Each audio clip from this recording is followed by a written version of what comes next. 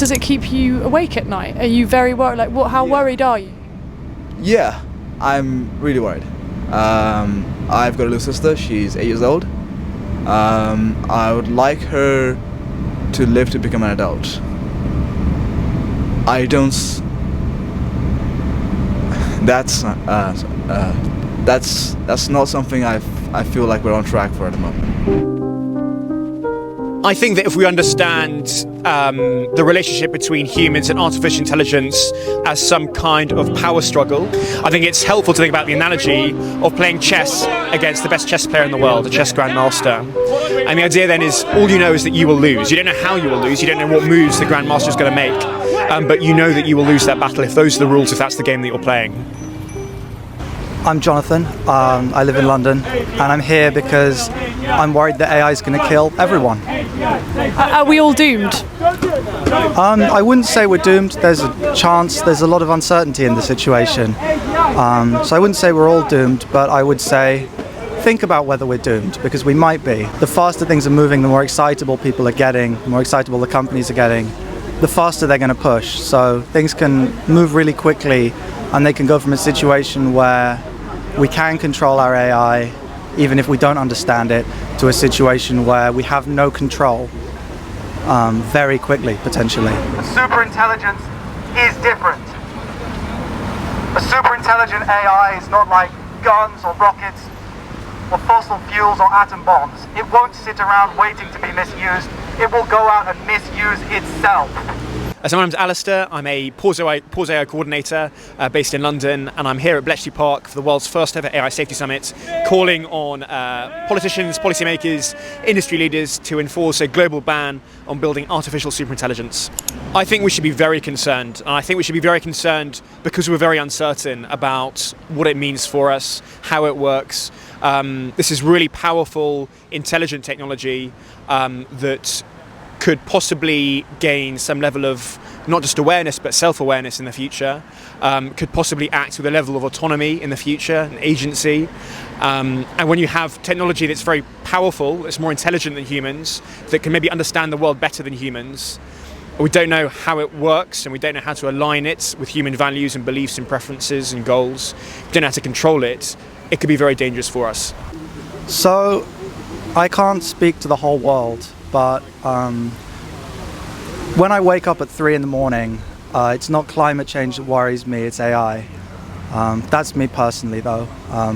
I think they're absolutely on the same level. So my name's Gideon Futterman. I'm from northwest London, and at the moment I'm a student studying at the University of Oxford. I'm here today because I think the idea of trying to develop AGI and more dangerous frontier models is deeply dangerous. Already, we can see this is impacting people's jobs, making people severely, look at what artists have been going through, things like this.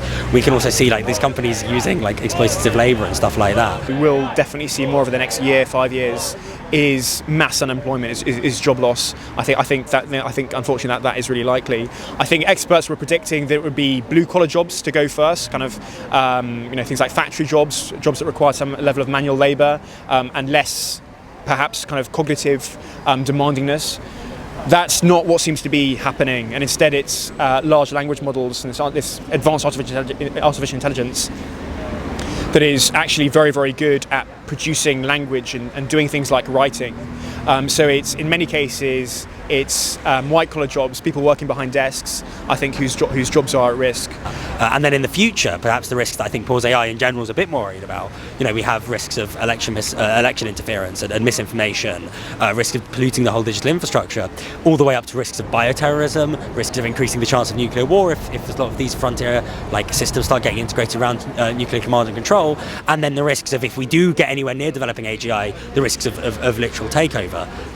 I just think that we shouldn't be trying, if you think a technology, if you succeed, could kill everyone, why are we even trying to build this? It seems mad to me and seems so incompatible with democracy, with any of these things that we I'm hold Joseph dear. Miller, I'm a research engineer at Far AI, and I'm here today to call for a pause on the development of artificial intelligence, particularly the most advanced frontier models.